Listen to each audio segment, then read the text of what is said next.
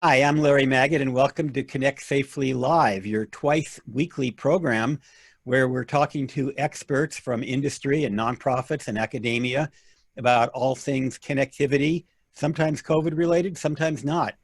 As is usually the case, I'm co-hosting with my friend and colleague, Kerry Gallagher, the K-12 Education Director at Connect Safely, and also the Assistant Principal for Learning at St. John's Prep in Danvers, Massachusetts. And our guest today is Michelle Ciulla Lipkin, who is the Executive Director of the National Association of Media Literacy, also called NAMLE or NAMLE, depending on your pronunciation, which Michelle could talk about in more detail, but it's a group that we love working with and partnering with because they are on the front lines of what is such an important part, not only of internet safety, but of all aspects of safety, which is having a population that's media savvy. So Michelle, welcome. Thank you for having me. And welcome, Michelle. We're so glad you're here today. Thanks, Kerry. Thanks, Kerry. Why don't we start by having you talk a little bit of is it NAMLE or NAMLE? How do you pronounce it? It's NAMLE. NAMLE. I didn't want to interrupt, but it's definitely NAMLE. Definitely but you're NAMLE. not the only one that gets confused. Okay. And for further getting rid of confusion, let's talk about what NAMLE is and what you do. Sure. So NAMLE is a national membership organization. We're a nonprofit. We have almost 7,000 members around the US and also around the globe. We really are here as an amplifier of the media literacy work that's being done in classrooms and out of classroom and by organizations all over the country. We see ourselves as the umbrella organization for media literacy education. What do? We host national conferences. We host US Media Literacy Week, now coming on our 6th year doing that. We do regional events. We have a journal for media literacy education, and we spend a lot of our time curating and sharing resources and opportunities within the media literacy space to our community and beyond. And we also partner with tech companies, media companies, journalism outlets on really spreading the word about media literacy and really trying to teach the general public about what skills are necessary to navigate this very complicated world that we live in right now. Well, when you talk about media, there's so many aspects of media, and I was wondering if you could talk a little bit about, I know it's not just the news media you are concerned about, it's also television, commercials, entertainment. Talk about sort of the broader landscape of what you mean by media. Oh, I love that you asked that question, Larry, because it's not surprising, I'm sure, to both of you that a lot of what we are hearing about and talking about is related to the news. And that really started in 2016 around the presidential election and then post the presidential election with the rise of conversation about fake news and misinformation and disinformation. And we've tried to really make sure that the conversation is balanced, because while news is certainly so important, there is so much other media in the landscape that we need to be aware of. And so when you're thinking about media, you're talking about all media, and you're talking about advertising, and you're talking about entertainment media, you're talking about documentary, you're talking about social media, you're talking about books, and you really want to think about media in that broad lens, because there's so many factors that we need to be thinking about, and it's not just, is this true or not? And I think some of the conversation right now, while it's important, especially in the current state of the world, to understand what is true and what is false, information is really complex and media content is really complex. So we need to be asking deeper questions also. Thanks, Michelle. I have another kind of follow-up to that. I think there are many people who consider themselves media literate, right? And they're like, I am media literate, I'm good, right? Is it a box we can actually check? How do we know? Or is it a skill that we're constantly developing, and how do we develop it? Gosh, you guys are good with your questions. These are really good questions. I think that, if you think of media literacy just as an expanded definition of traditional literacy, and if you think about being media literate the way that we think about being literate, right? So we don't necessarily ever stop learning how to read and how to, write, right? Like it's something that we're constantly learning. Certainly as we go through our formal education, it's not like we stop, teaching students how to read more complex texts as they get older.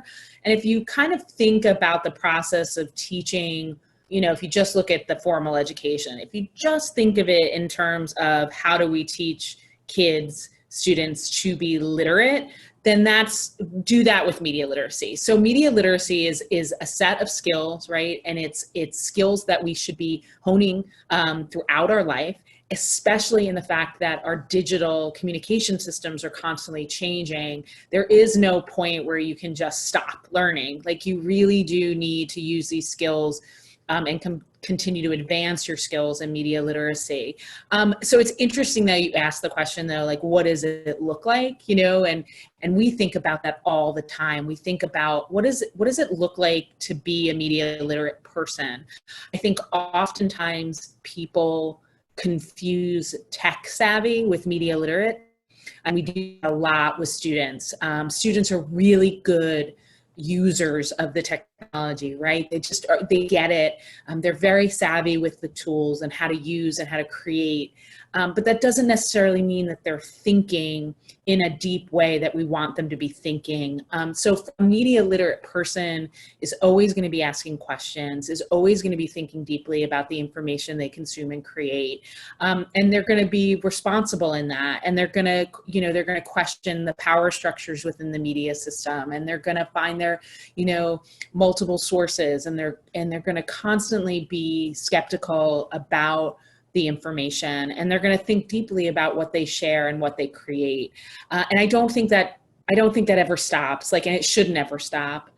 It's simply impossible in the changing digital landscape to think that we get to a point where we know all the skills we need to know. Like education is changing in the sense that we need to really look at it as a lifelong process.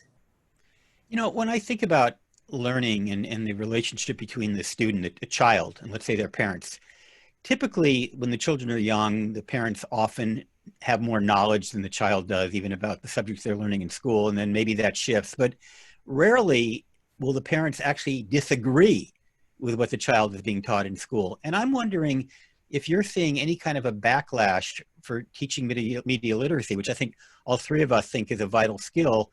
If you ever have situations where parents say, no, we don't want them to be learning this because somehow they're associating that with a political point of view, which I know is never your intention. You're not a political organization, but it has become kind of politicized in the current climate.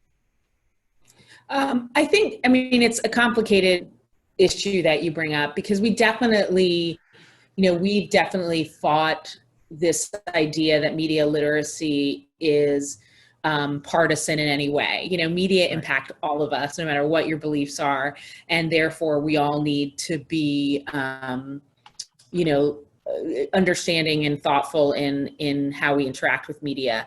I think that there is definitely a difficult nature or a difficult environment that happens in schools lately when it comes to political conversations. I think that teachers, do need to, learn those skills. And I think a lot of them have really, really good skills in dealing with difficult conversations. But I think the bigger issue comes with understanding the difference between like home and school these days, because there's such a blurred line now. So I think the bigger difficulties is just what the school's environment is saying about technology and media, and what the individual homes are saying, and what their beliefs and values are about the power of technology or the evils of technology. That's a really difficult thing to navigate, as I'm sure Kerry. Like that is, I find what I hear most from principals and teachers is that just, a lot of people have different philosophies about technology and media in the home. And it's very hard to navigate those differences when you bring 25 to 30 kids together. So that can be difficult. So one of the things that you touched on, first of all, that is entirely my role, is to really help set vision at our school for what technology use in education looks like for our students and teachers, and then provide support and training and access to devices and programs that allow that. And one of the things that I heard you mention before, and that I think ties into what you're talking about now, that I try to emphasize, is that media literacy is not just the ability to like access the media or interpret the media, but also to be able to create our own media and share it with others. So could you talk about why that's such an essential part of media literacy? Because that's a message that I'm always trying to get out there to our teachers, that they should be empowered to create and share. Yeah, so just, starting with, just to be really clear, our definition of media literacy is the ability to access, analyze, evaluate, create, and act using all forms of communication.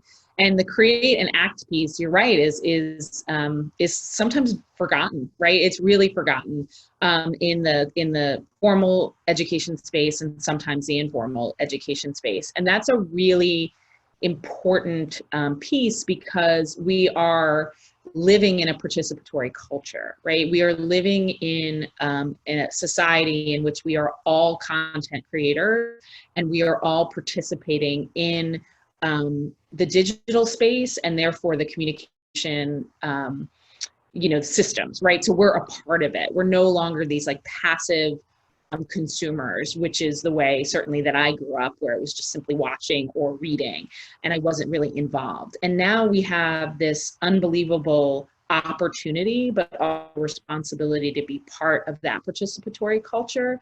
And that's really, really important to teach and to understand. I think that I often think about it, I often laugh at sometimes the responses that teachers or adults have, specifically parents, around mistakes that children can make online or make with media, when we don't really teach them how to not make those mistakes. And I always find that fascinating. Like, if we're not teaching students how to navigate this complicated world, if we're not helping them with these tools and really thinking about these tools, what do we think is going to happen? Like, why would we not guide them more and help them more so that they are prepared?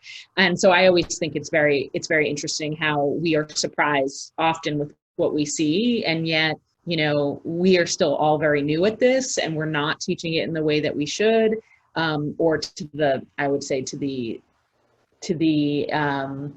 extent that we should, really, because there's some really great practice, but it's by no means national. So I'm babbling. I'll let you guys. I totally hear you. And I think what Larry was getting at that I find really interesting is that people want to focus on news media, but like my 8-year-old is not really interested in news media, but I can still help her build her media literacy skills. And one of the things that I notice is, two questions for you here. Number one is, how can teachers and parents do that with even young children? What are some of the activities or things that you can even just help your child notice? And number two, I find that parents and adults tend to not value the forms of media creation that children do, and therefore don't teach the skills to help them do it well, like TikTok, or right, like that's still media creation, and there are certain media literacy skills that should be used when doing that kind of creating. So with our younger children who are interested in different types of media creation, how can the adults who maybe aren't familiar with that still support those skills? Right. So that, I'll start with that, and then you'll have to remind, I'm sure I'll forget the first question. I know, I'm so sorry. So many things. Yeah.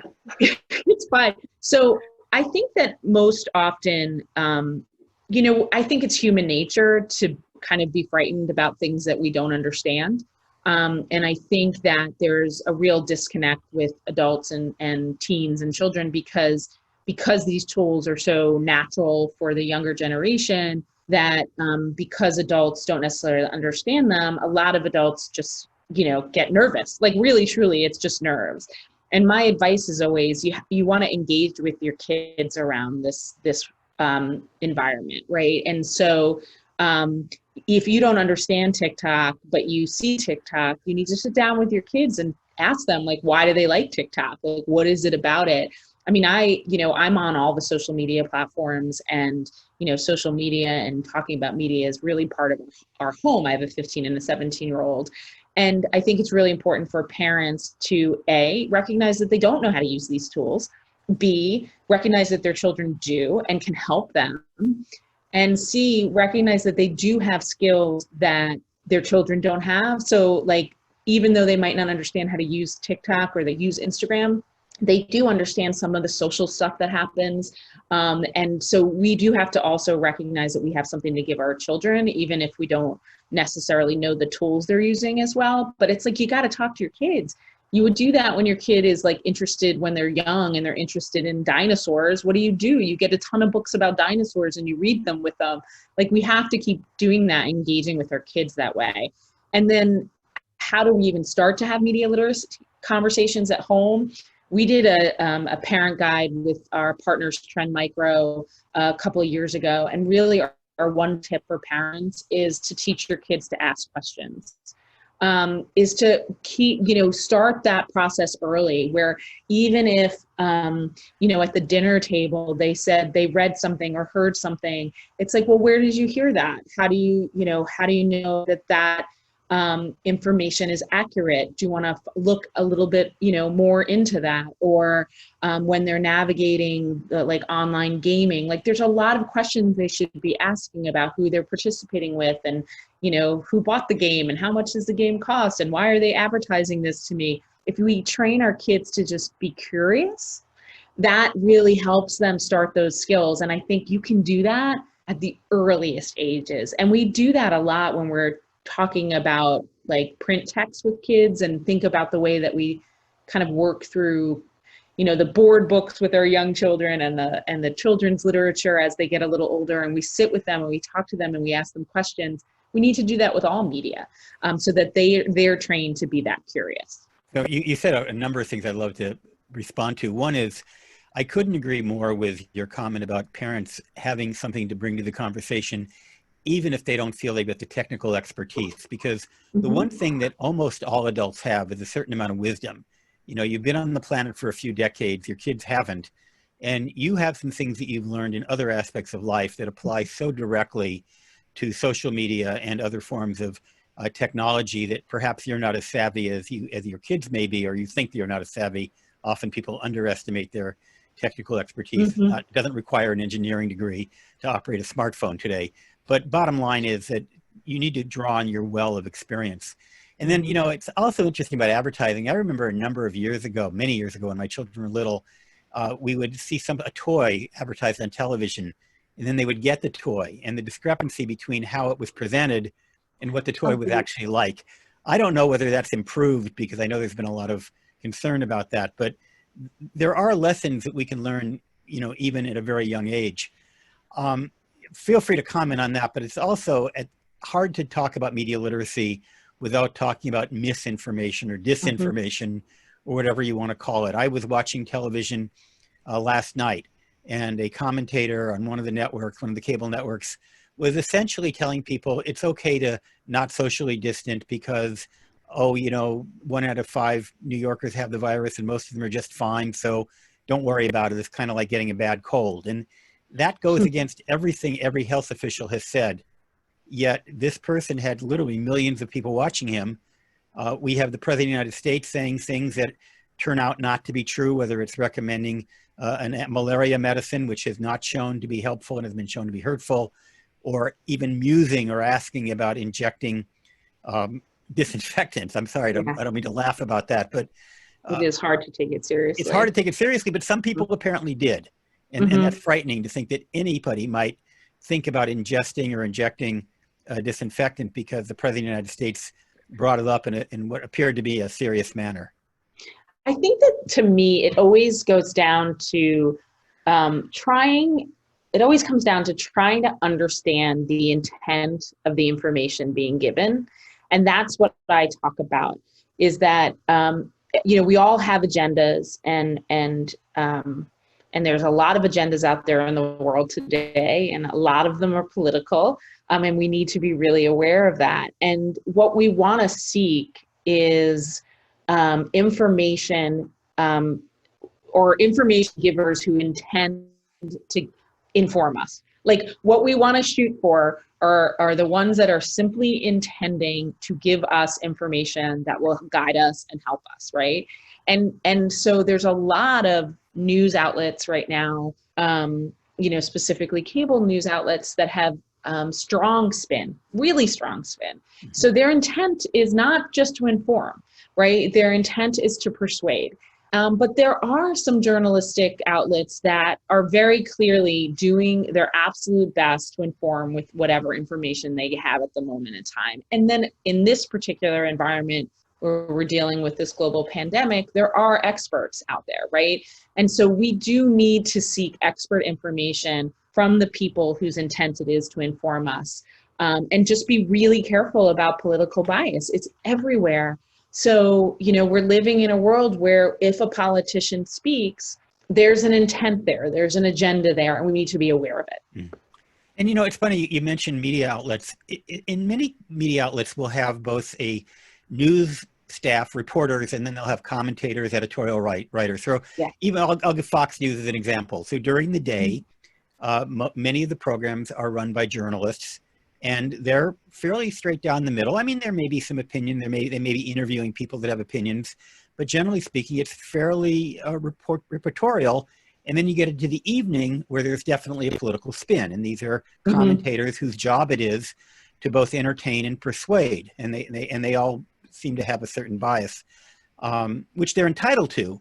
But my point is that even when you look at an outlet, or the New York Times as an example, there are reporters and there are editorial writers. And sometimes the reporters might venture into areas that you could accuse them of trying to be persuasive, sometimes not. So even within what you believe to be a reputable news source, how is it you're able to determine whatever it is you're reading, watching, or listening to is adhering to the standards that you're talking about, which is informing versus persuading?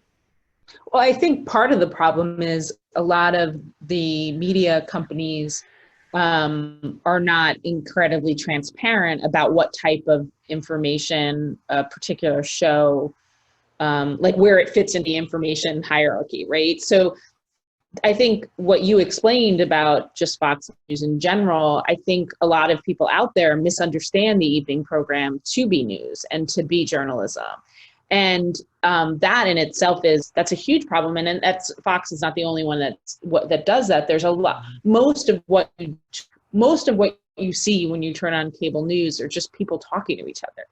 That's really all it is. And they're spewing opinions, and some of them are really valid, and some of it's interesting, and there's some nuggets of information that might be helpful. But ultimately, they're just show after show of people having conversations. And so we need to understand that the great majority of information out there is opinion when you turn on cable news.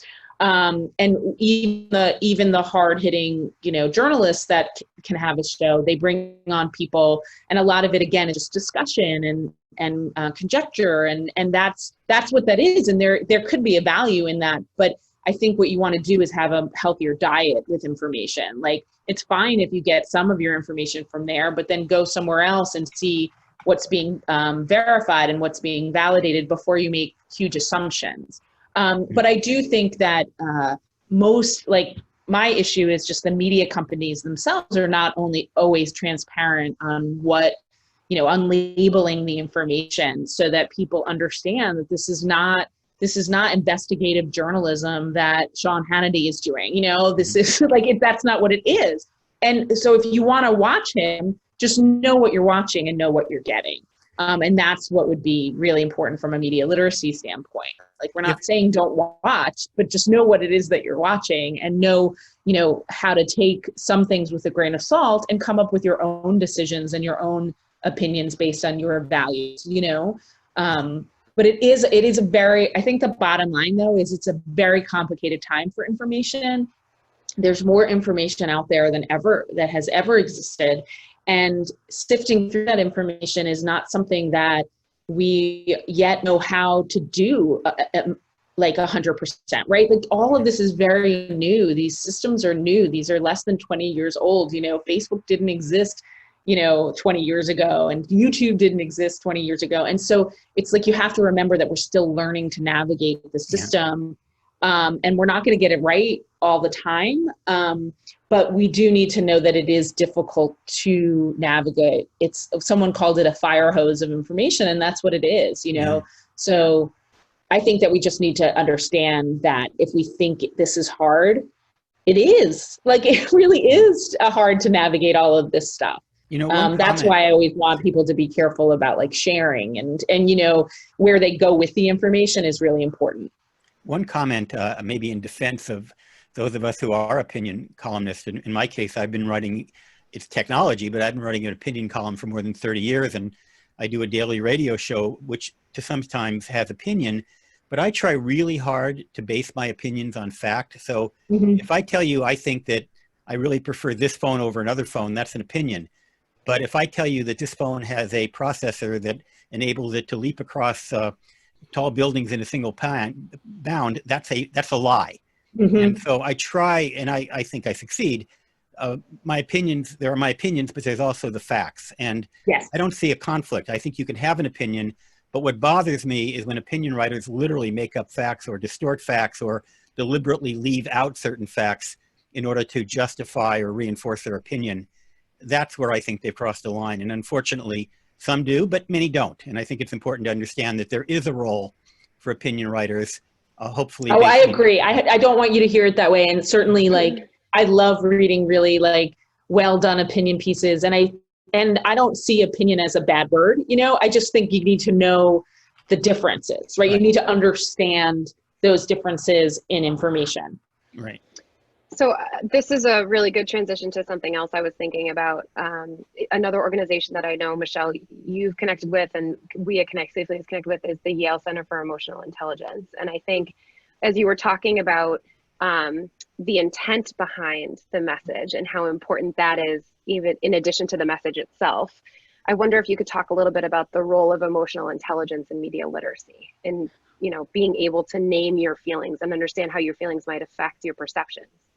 Oh yeah, I mean that speaks also to kind of bias, like personal bias, and understanding your triggers. And on a really important note, it's, you know, if you're consuming especially news information that is driving a very strong emotional reaction, that actually says something about the content itself. You know, like you need to check that, because if you're reading a headline or you're reading an article or you're watching a video that is creating a very emotional response in you, then it is likely that the intent of that information is not to inform, it's to get that emotional response. So we need to be careful about that.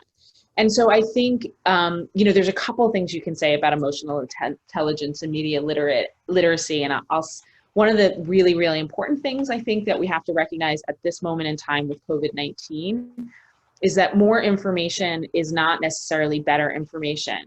And that you have to be conscious and aware of your emotional state of being at this very moment in time. And you need to be willing to turn it off. You need to be able to, you know, turn off your notifications if it's impacting you. You need to be able to know how much information is too much information that is really impacting your day. You do not need to know everything that happens during this pandemic the moment it happens. Most people don't. I mean, obviously, if you're a journalist and you work in, you know, there are people that need to know. Most people don't. And so you have to take care of your emotional well-being also, and to understand, you know, what it is that triggers you. Like, for example, I don't watch the news. Like, I read my news and I listen to my news because I prefer not to watch what the news has visually created for me. Like, I want to have my own thoughts about what things look like and what things are, as opposed to, you know, watching, you know, the 24-hour cycle and how certain visuals are just drawn out or repeated, whatever. That's a choice that I make because of my emotional well-being and also what I've learned about myself. And so I think that there's a couple of things: is noticing your reaction, noticing what emotions are triggered, taking care of your emotions, and recognizing that that a lot of what is out there is trying to get some kind of reaction from us, and we need to be really emotionally aware of our reactions. I don't know if that answers your questions, but that's what I think about. It absolutely does. And I think one of the things that we sort of talked about briefly offline before this broadcast is I've noticed that emotionally people are uncomfortable because they don't know what's going to happen. Like they cannot Mhm. predict what this summer is going to look like. Whereas last Yeah. year I knew exactly what my summer was going to look like. And we made all kinds of plans, right? And I also made plans for the summer, but those are very much up in the air. And so that creates discomfort. And so I Mhm. think people are hungry for more information to help them maybe predict the future. And I wonder if you have advice for people who are feeling that discomfort about not knowing, related to how much media they're consuming.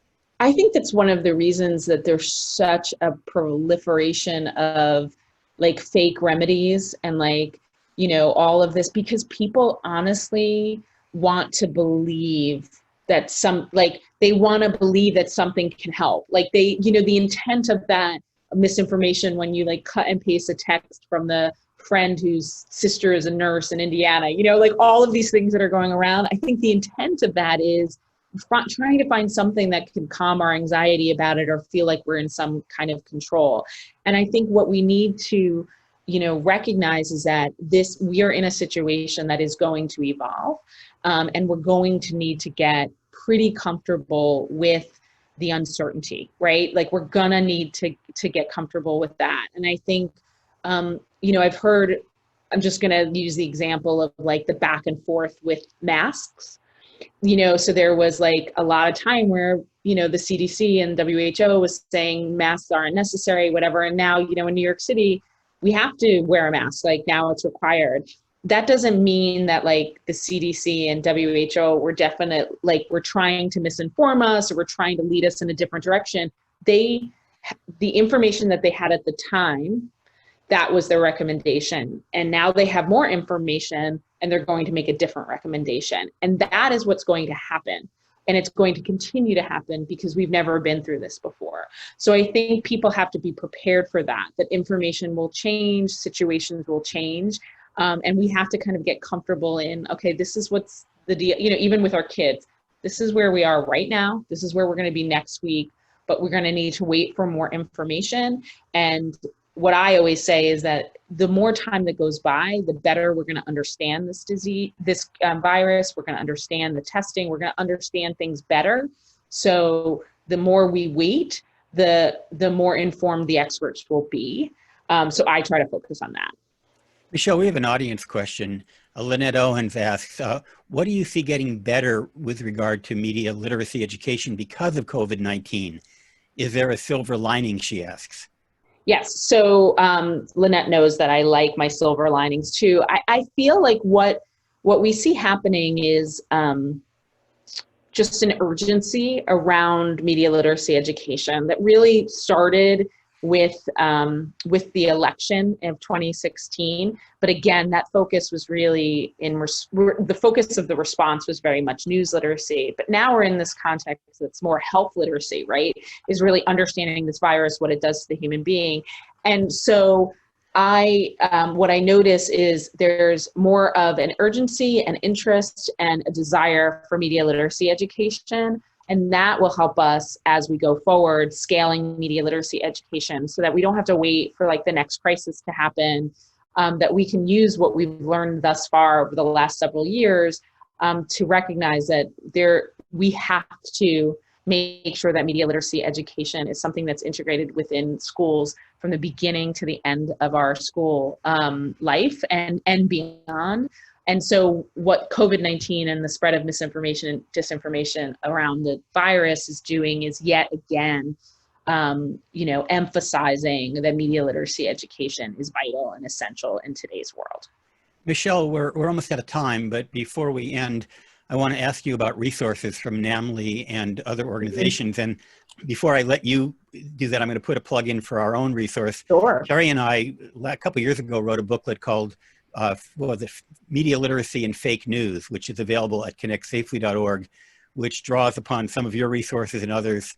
So that's one resource, but you have a lot of them. So I wonder if you talk about what NAMLE offers and other resources that you think people ought to pay attention to. Yeah, great. Thank you for asking. So first and foremost, NAMLE is a free membership organization. So anyone can join our organization for free. And I would suggest doing that. You can go to namle.net, NAMLE.net, and go to Join Now button on our homepage. And then you will start to receive our monthly newsletters, which are chock full of resources and curated materials from all of our members and people doing media literacy education all over the world. And then on our website, we also have a resource page that has a ton of resources, including some work that we just did with Tumblr around coping with the news today. We also have that parent guide I mentioned that we did with Trend Micro that's up there. And then if you go to our organizational partner page on our website, we have over 60 organizational partners, everyone from PBS Education to Common Sense to News Literacy Project, local, regional, national organizations that are all doing incredible work around the country. So you can go to that page. But really, truly, the way to really stay in the loop on new resources and new research and new opportunities is to become a member. Great. Did I mention it was free? I think I mentioned you it did, was free. and we're pleased to hear that. Well, did I get that in? Yeah, I guess we're out of time. Kerry, any last comments before we wrap up? No, I just think this was really powerful and helpful information. And there's so much, I mean, I think Larry and I could talk to you, Michelle, for like 3 hours, right? So I was just I'm glad thinking that you we pointed need like out a full summit. Yeah, we need a full summit just to talk. Yeah. This is really important information for just anybody who's at home, like working and trying to take care of their kids, but also for educators. So thank you very much. This was great. Thank you so much for having me. Let's talk again soon. Yeah, thanks, Michelle. And just as a reminder to everybody, if there's somebody who you think ought to watch this program, you can find it at ConnectSafely.org/live in probably about a half an hour after we go off the air. And it appears that the Facebook gods were smiling today, so we did stream live to Facebook. So you can also find it on the Connect Safely Facebook page. And we turned the audio portion into a podcast. So if you subscribe to Connect Safely's podcast, or again, go to ConnectSafely.org, you can access that and listen if you're like Michelle and like to listen instead of watch. Yeah. Thank you. That's so cool. You guys are so on top of it. Thanks for doing all that. Oh, it's such a pleasure. And it's such a pleasure to have you. I mean, a colleague and a friend who's doing such important work. So again, Thanks, Michelle guys. Ciulla Lipkin, thank you so much. Thanks, guys. Talk to you soon. Bye-bye.